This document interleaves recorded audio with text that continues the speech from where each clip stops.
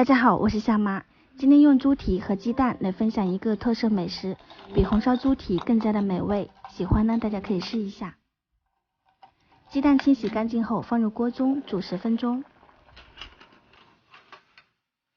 煮熟后捞出来过冷水，这样比较容易剥壳。再用体内的洪荒之力把大猪蹄子大卸8块。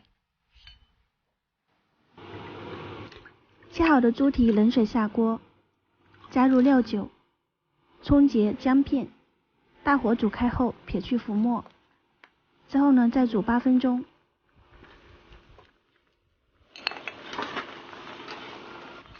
再放回锅中，大火炒干水分。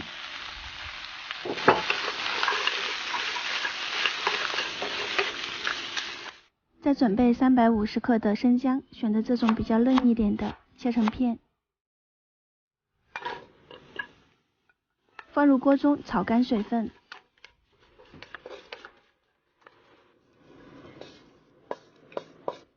炒好的生姜放入砂锅中，加入甜醋。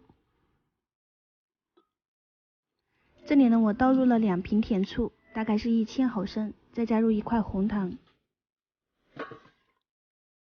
大火煮开后，再转小火煮30分钟。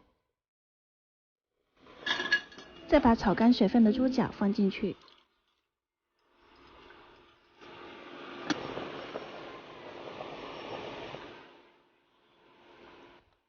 煮开后再加入鸡蛋，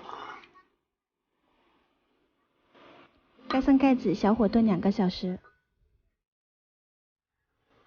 在广东，猪脚姜是经常要喝的，尤其是坐月子，可以补气血、养颜。现在天气比较冷，喝一点还能暖胃祛寒。我这个呢属于懒人做法，比较简单快速。如果有时间，可以分几天这样去煲，泡一泡，食材更加的入味。喜欢大家可以试一下。我是夏妈，我们下期再见。